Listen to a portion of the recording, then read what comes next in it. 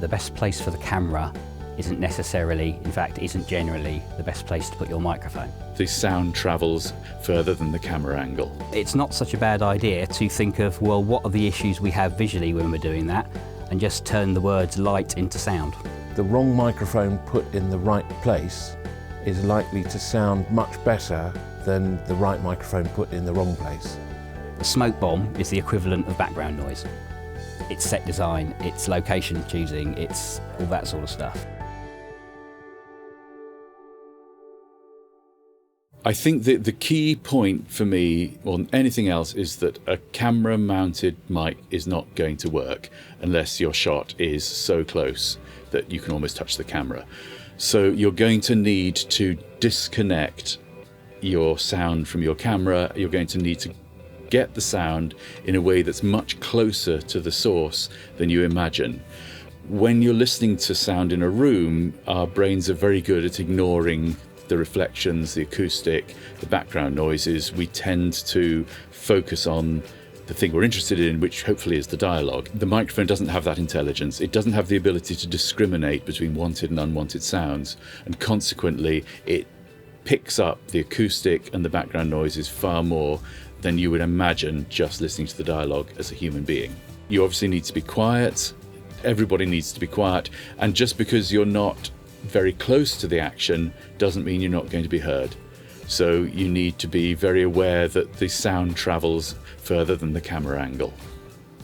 If you're trying to do some sort of film shoot and you don't have a sound crew available to just take care of that aspect of it for you, the temptation in a lot of cases will be to rely on the microphone that's built into your camera. There's a fundamental problem with this, and that problem is the best place for the camera isn't necessarily, in fact, isn't generally the best place to put your microphone. You can think about the microphone in a sense as a camera for sound, which means if you think about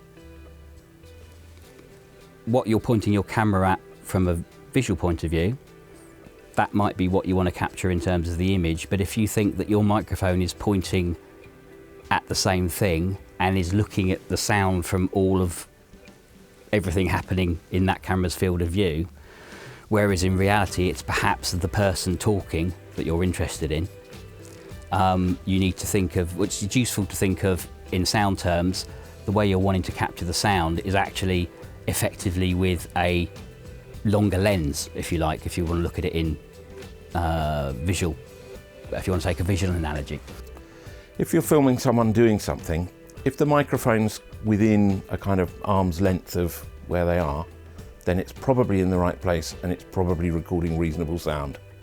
I guess if you're really having to do it on your own, your best bet is probably to, in a similar way that I have here a lapel mic on, your best bet is to try and get a lapel mic on your artist.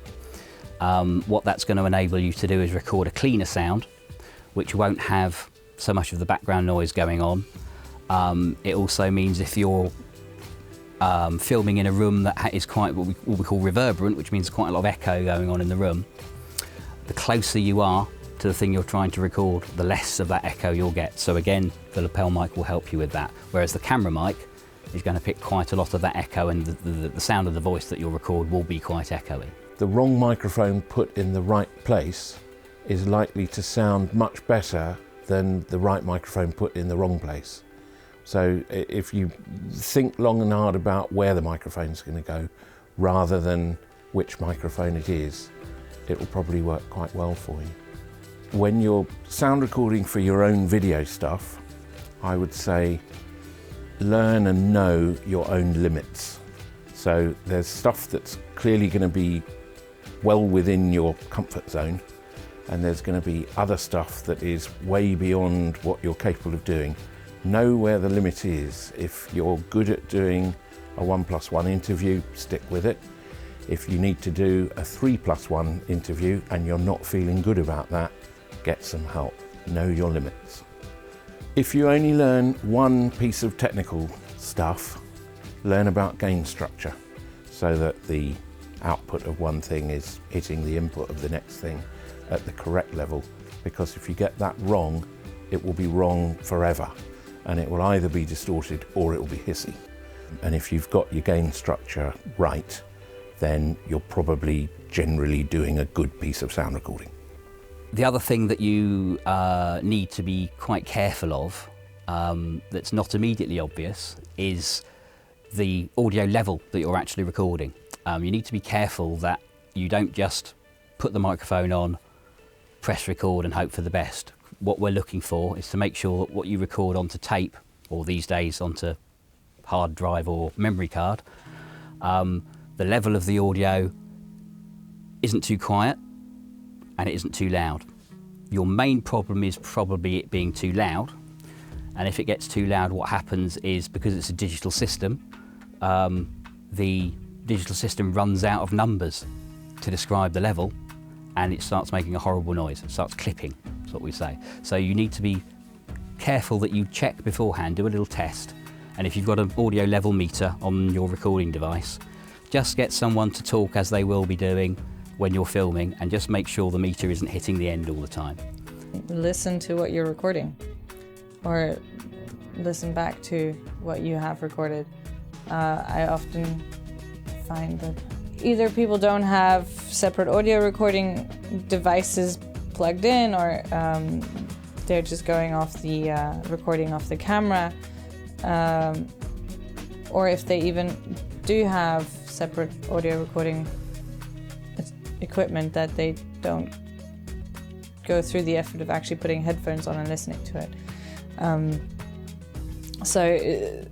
Yeah, I'd say trust your instincts when you do your work, and when you listen back to something that you actually, that you're critical of your work.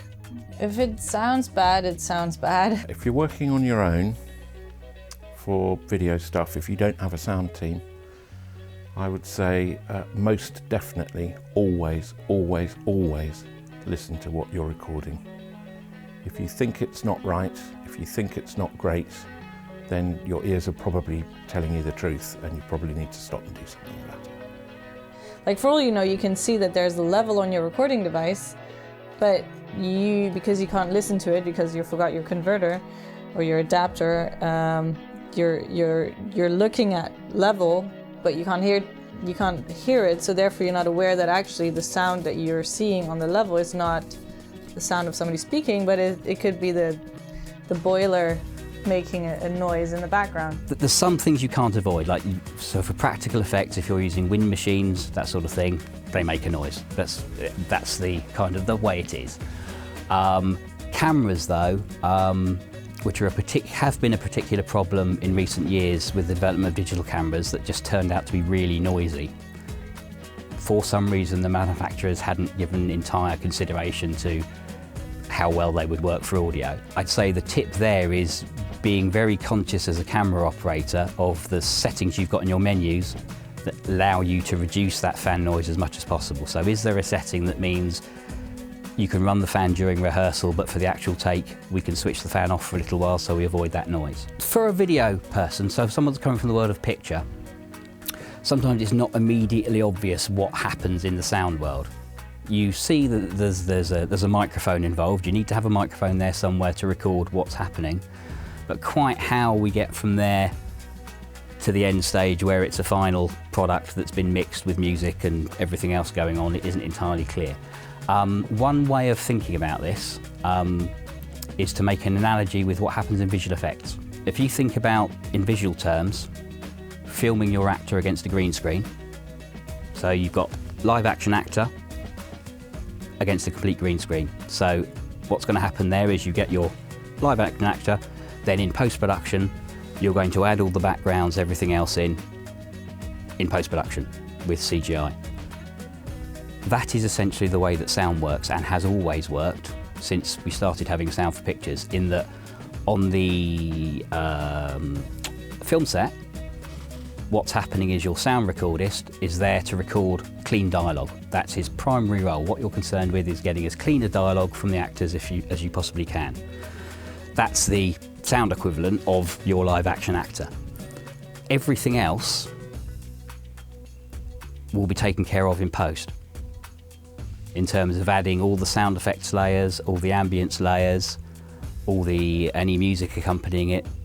All that other sound is put in during post-production in a not a dissimilar way that we add CGI backgrounds on our green screen. We can extend that analogy a little bit more in that, okay, let's imagine that we're filming our actor against the green screen, but we've got a little bit of live real set on the floor. So we've made a little patch of grass that he's immediately standing on. We're going to CGI in all the rest of the grass afterwards, but we've got just a little bit of real set there.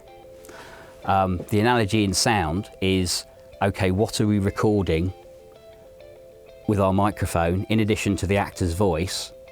Are we getting just a little bit of the environment he's in as well, that will then later extend and make sound fuller, turn into stereo or surround sound or whatever? So when we're thinking about, okay, what are the issues? From a visual point of view, it's not such a bad idea to think of, well, what are the issues we have visually when we're doing that, and just turn the words light into sound. For example, a noisy set where there's a lot of background noise going on, if you want to really understand what the effect of that is for those who then later have to deal with it, imagine that you were doing a bit of filming on a set and someone let a smoke bomb off. The smoke bomb is the equivalent of background noise. It's unwanted signal on your picture. Essentially exactly the same thing is happening if we have background noise on the sound. We are going to have to do something about that later on. And just as in visuals, I'm sure it's very hard to make a smoke bomb on a picture go away. It's quite hard to get rid of the noise on audio. So anything you can do that's going to reduce background noise on a set is going to help. Room tone or buzz track is what I usually refer to as audio glue, and it allows you to stick one piece of sound to another piece of sound and to smooth over the gap. And it's desperately important, and anyone in post-production will always say to you, if you don't cover any other wild tracks or effects or anything, please get room tone. So by whatever means you manage to do it, try and leave time for room tone, or tell everyone to shut up after you've put the clapperboard on at the beginning of a shot and just have 30 seconds of room tone. If the actors know it's coming, then they'll hold the moment anyway and be ready. But if you can just get half a minute or a minute of decent room tone, it's absolute audio gold dust for the post-production people, and they will love you forever. It's really useful if we can get additional material like just the sound of the room on its own. So we call room tone, which is just the sound of the quiet room. It's very useful for using for editing purposes, for making dialogue work. It's kind of a bit like a plate shot in terms of visuals. If you think of it, it's a recording of the ambient sound in the room. So it's just like taking your plate shot of everything that's static in the room. If you're building a set, ideally you're going to build that on a soundstage, and sound stages are called sound stages because they have, at least to some degree, been treated in such a way that the sound is going to behave itself in the space. So they're not really echoey spaces. There's a bit of sound insulation to stop sounds from outside getting in. But if there is a tendency sometimes to use less than ideal spaces, to sometimes for budgetary reasons, sometimes for who knows what reason, and you set up you hire a warehouse or something to set up your set in, that's not going to get you a great result sound-wise, because again the environment is wrong. The analogy I'd use for that in terms of the acoustics of the space you were in, imagine we're trying to film against our green screener here again, and I've just got lots of mirrors up everywhere. What's going to happen with all these mirrors? So I'm shooting in a room that's full of mirrors. What's going to happen when I light it? Well, I'm going to get the nice lighting I want, but I'm also going to get reflections off these mirrors coming in from the wrong directions and lighting up this in ways I don't want. That's exactly what happens in an echoey space. The echoes are the direct equivalent in sound of reflections that you get from mirrors are in light. So it's the same idea. It's all about optimising the conditions. If you could choose a location that was next to an airport, or choose a location that wasn't next to an airport, I'd go for the second option. I always think that the topic of simultaneous wide and tight shooting, there are a whole bunch of different ways that you can think about this. So I always think the first line of dealing with it is shoot the wides and then shoot the tights. And I put them both in the plural because I would far rather that maybe you've got two or more cameras, shoot 2 simultaneous wides and then go in and do 2 simultaneous closes or a mid and a close, but just get the wide or wides out of the way and then dive in and do all the coverage, as it were, which is the proper sync sound. And that's always a good, simple way of attacking it. If you've got no other way of getting around the wide and tight thing, just shoot the wides and then shoot the tights. Another way of thinking around the wide and tight thing is that if you have to shoot wide and tight simultaneously, you're almost always pushing your sound department into having to shoot with radio mics. And the radio mics might not necessarily be the best way of shooting the scene. Your actors or contributors might be about to go into a clinch or a snog or a fight or a bit of rough and tumble, and the radio mics at that point are not going to work at all. So bear in mind that if you force the sound department into the radio mic route, it might not work all the time, and you might need to think of another way around that. Another way to think around the wide and tight issue is to shoot wide and tight, but allow for the boom mic to be seen in the wide shot, knowing that you can paint it out in the edit suite, in the video edit suite afterwards. So what I'm suggesting, and this is very common now, and it's not really even a special effects issue, it's a kind of function of the editing software now, is you have a simultaneous wide and tight, you have a boom that's blatantly in the wide shot, but you can paint out that and steal that information from another shot without the boom in. As an audio engineer, the one thing I really like from the video person is, obviously on a headline, it's communication. Particularly, I want to know what the camera angles are. I want to know whether there are wide shots and narrow shots. I want to know where the shot is cropped off. I want to know all the chances I've got to get a mic close to the source without disrupting what they're trying to do. So if I can communicate with the video person, then if right at the outset I know I've got lots of space down here, I won't start putting things up here. If I know I can't come down here, then I might be able to come in from above, which side they're being lit from for shadows, more information about where I'm not going to disrupt the shot, the better from my point of view. Trust your sound team. If you've brought a person or a team in to record the sound for you, trust that they know what they're doing. Let them get on with it. Trust that they're going to get it right. I've often found myself arriving for a job and the producer or director will arrive and say, this will be 2 radio mics. And my immediate thought is, let me decide what we need to record it with, because I'm probably thinking about a lot more factors than the fact that the last 10 interviews you did was with 2 radio mics. So definitely trust your sound team. I would think just to respect your engineers and let them do your job, and not have so much of an ego that you assume or tell them how to do their job.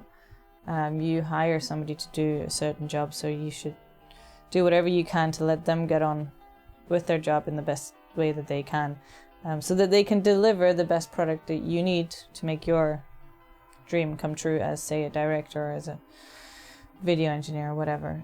I always think it's a good thing to tell your sound team what you want to achieve out of the sound recording, rather than how you think they're going to do it. And then if they know what the end result is going to be, they can make everything right and do you the best job possible. If your sound team is asking for something like, can we do a take for sound, or can we just change this thing, is there anything we can do that? They're not doing it to annoy everyone. They're doing it because what they want is the best result. And sometimes some things that wouldn't immediately occur to you, such as, for example, putting soft soles on people's shoes, will make a real difference to what you get in terms of sound, and that will make a real difference to the end result. What I often find is that the audio engineer is the last person who gets asked or gets pulled into the conversation or gets considered altogether, and that's just sad, because without good sound you might as well throw everything away. It's kind of traditional on a film set to regard sound as kind of quite low in the pecking order and just sort of get on with it quietly in a corner over there. And a lot of people are very happy. They think the sound department have done a great job if they never said a word and just got on with it. But in actual fact, the sound department have done a much better job if they are defending the needs of capturing the best sound it's possible to capture. And sometimes it might appear that that's interfering with what everyone else is doing, but it's no more doing that than makeup running in and saying we need to touch up some makeup here, or lighting saying, oh, we just need to move that light. It's all part of the production. If you've brought a sound team in, then try and bring them into the circle as early as you possibly can in the project. Try and include them in pre-production meetings, recce's, any information about how many people you're filming or what things you're filming or anything weird. If you're working on water, if you're working in a forest, if you've got no mains electricity, just try and keep them informed in your pre-production process so that they're not constantly thinking, I wonder if we're by the sea and we're going to go out in a boat. I wonder if we're going to film even if it rains. If I get booked for something, it could be the simplest corporate interview, but you turn up on the day and suddenly you discover you're on the rooftop and they're walking around or something. So the more information you can spread to the sound department before the shoot, the better prepared they can be when they arrive. So bring them to the recce, try and bring them to any pre-production meetings, try and email or just make them aware of anything that might be in the slightest bit out of the ordinary, and they'll probably bring other things that make it work better. Clear documentation, change notes sometimes are nice, and I know they're difficult, can be difficult to produce on some picture editing systems. But just think about the requirements of the sound post team in terms of what they need to know when you're getting material over to them, I would say. I've found over the years that quite often the moment a camera comes off the tripod and becomes either handheld or put onto a Steadicam, the camera operator miraculously starts scuffing their feet. I've never quite worked out why, but if you're a shooter and you want to go handheld or Steadicam, just remember that scuffy feet make the most terrible noise and it's probably going to do the sound in. Other considerations in that sense on set will be things like, can we give the artists soft shoes, soft soles to their shoes or rubber soles to their shoes, so that they're not making a lot of noise when they're walking around on the set, which might not have the right sound to it. We might have built something that's supposed to look like a stone floor, but it's actually made out of chipboard, and if we've got that sound of them clonking over chipboard that we're not going to be able to get out of the sound that's being recorded for the dialogue, it's going to cause us problems later on. And when that happens, we have to start looking at re-recording the dialogue in ADR and then being able to record the right sounds of footsteps in Foley and replacing it all. I mean, a lot of that stuff is actually not directly the responsibility of the videographer, as it were. It comes under the remit of the production designer, so the person that are actually designing sets. Similarly, costumes come into it as well. Is there a way that because the sound people will often have discussions with the costume department, and hopefully designed into the costume will be somewhere you can put the radio mic transmitter, and if it's possible to use a material that isn't really noisy when it rustles, that will help as well, those sort of things. Costume departments design costumes or choose costumes that look right for how they perceive the scene. I'm not sure that they give, in TV drama and in features, I'm not sure that they give a second thought to what they sound like. I think if sound departments can talk to costume departments and work with costume departments in pre-production, I think you can be aware of each other's issues, and a lot of stuff can get ironed out in advance. But if the designer wants a leather jacket that's a shiny leather jacket because they feel that's right for the actor, that's what the actor's going to arrive in. If it squeaks, well, it's not the end of the world so far as the designer's concerned. Film crews are prodigious users of outdoor clothing. We stand around in all sorts of weather, in rain and snow and shine and whatever it might be, and we usually have plenty of the right outfits for covering those events. But not many film crew people think about how noisy a lot of that clothing can be. So whereas it's perfectly possible and feasible to buy waterproof, warm, outdoor clothing that breathes and is quiet, most often people turn up in all sorts of fantastic scrapey coats.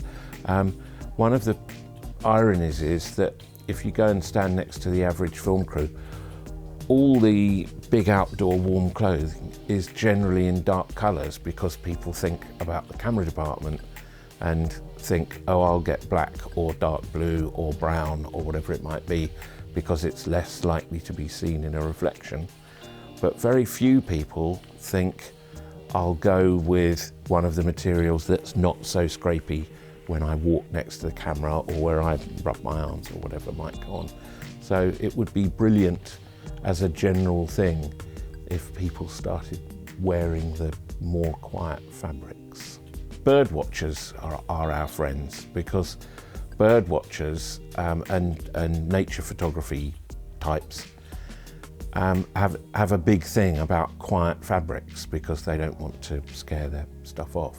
So there is ready-made stuff that works really well for us, or works very much for anyone on a crew, but also works well for the sound department. We need silence around the shot, silence at the end of the shot, silence before the shot, concentration, an awareness that your cameras make noises, they have fans in and stuff like that. And the other one is just that it takes time. It takes time to rig audio, and so just a little bit of tolerance about getting the sound ready as well as the picture ready would be nice. So one of the things that I always, in my mind, beg of producers and directors is to only wrap the crew once. There's no worse feeling on the planet than to do a day's work, to get to what you think is the last shot, you do the shot, and then someone says, okay, that's a wrap. You charge around putting all the gear away, or mostly away, and then suddenly they say, oh, we've thought of another shot. So I would far rather wait 5 minutes longer while the grown-ups make sure that they've definitely done everything and then wrap us, than to tell us to wrap and we put all the gear away and then we have to get it all out again. So being quiet, while hopefully everyone's being quiet anyway, but particularly being quiet while the clap's being taken will be an example of a little thing that will be really useful. It's kind of just general on-set etiquette. It's just being aware that sound is rolling and just making as little noise as possible will mean that in post-production we don't have to spend all of our time taking out all the noises. We can concentrate on making what we've got sound great. My top tip for the piece of equipment to have with you at all times, everywhere, always, in life and when you're out filming, is to always have a little slug of gaffer tape. Just stick it round on itself and you can make, there's probably 8 or 10 meters in there, and I use it for everything, and it's really good for sticking bits back on your car.